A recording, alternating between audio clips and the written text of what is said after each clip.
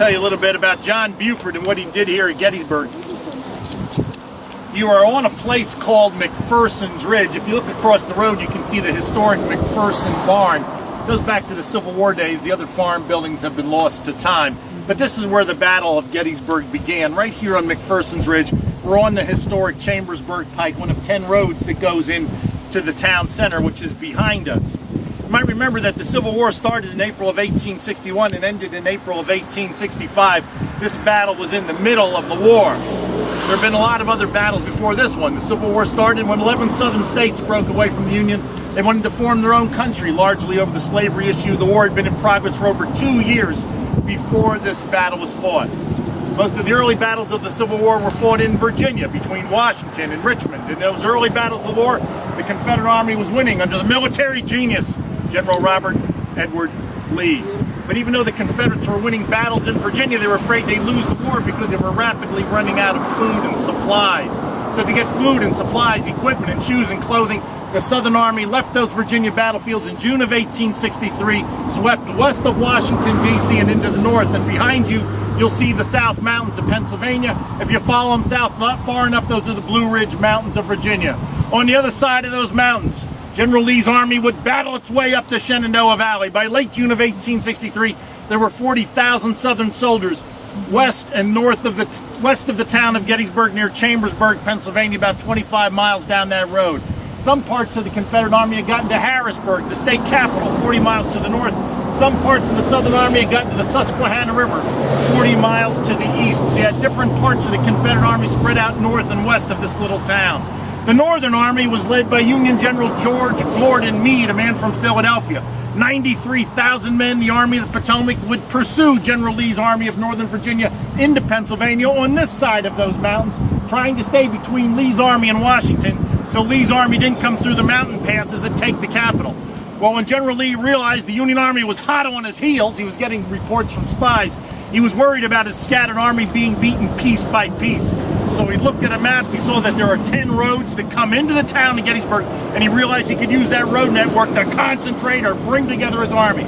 But when the commander of the Northern Army, General Meade, realized the Confederates were concentrating at Gettysburg, he was worried about his own scattered army, so he too issued an order to come to Gettysburg. So it's one of the ironies of the battle, is that the Southern Army comes from the north, the Northern Army comes from the south, but they slam into each other right here on McPherson's Ridge the morning of July 1st, 1863. Now, out in front of the foot soldiers, they send their cavalry. The job of the cavalry is intelligence. Look for the enemy and get word back. Unfortunately for the Confederates, their cavalry's not here. Confederate cavalry, led by General J.E.B. Jeb Stuart, is sent east of Gettysburg on a raiding mission. He's capturing supply wagons, he's tearing down telegraph lines, he's disrupting communications with Washington, but he's not here to give General Lee what Lee needs most: information. But the Union Army does have its cavalry here, and a cavalry division led by General John Buford rides through the streets of Gettysburg with 2,500 men. Now, Buford was born in Kentucky. As a young man, his family moved to Illinois, went to Knox College. Later, he would move west after his West Point graduation and fight Indians. He was involved in the settlement or resettlement of the Mormons out in Utah. But when the war came, he came east and he took a desk job in Washington, D.C. Well, Buford wasn't anybody to want a desk job. He wanted field command. And by 1863, he had been in many battles when his division rode out here to McPherson's Ridge. He spread his men out, 1,000 men to the south of the Chambersburg Pike, 1,000 men north of the Chambersburg Pike, and they spread out across these ridges with 2 jobs to do. And this shows Buford's insight. The first job he understood was to look for the enemy. If he saw the enemy, the second job was to slow him down. You see, when Buford came through Gettysburg, he saw there was high ground south of town, and Buford immediately understands the value of that position, given his training. Well, his job, as he sees it, is not only look for Confederates, but slow them down, allowing the rest of the Union Army the time it needs to come up and occupy the hills just south of town. Well, about 8 o'clock in the morning on July 1st, 1863, from the cupola of Schmucker Hall, John Buford looks out into the distance and he sees a big cloud of dust as 3,500 Southern soldiers march towards Gettysburg down the Chambersburg Pike. Behind them is power, 35,000 more. So Buford will do a couple of things. First, he'll tell his men to dismount. Get off your horses and fight dragoon style. Fight in a way that you're going to confuse the enemy as to what they're up against. They'll think they're up against local militia, college kids and old men. They'll not understand they're up against U.S. cavalry. And of course, the other reason he tells them to get off their horses is you're going to get shot if you are on a stupid horse. So they get off the horses. 2,500 men fight dismount. Buford will equip his men with sharp single-shot breech-loading carbines. They fire about 6 bullets a minute. He knows the Confederates coming down that road have rifled muskets that fire about 2 bullets a minute. General Buford and his men will engage the enemy. That's going to stack them up on the Chambersburg Pike as they blast away. They're going to force the enemy to deploy from column to line, spread out from left to right across this ridge. And Buford and his men will use a tactic called a defense in depth. They're going to blast away, but they're going to slowly pull back, trying to trade space for time. If you look behind you, you see how the road drops off. They're going to use this like a speed bump as Buford and his men blast away at the Confederates, trying to buy time out here. After 2 hours of fighting, there's bodies and blood everywhere. Buford and his men are ready to give way under a horrific Confederate onslaught. When in these fields behind you, the Union infantry arrives. The foot soldiers of the Union Army, led by Major General John Fulton Reynolds, the man that's depicted on the horse. He's come here to the relief of John Buford's troopers. The Iron Brigade moves across these fields, men who wear black, hardy hats, just like the ones these fellas are wearing.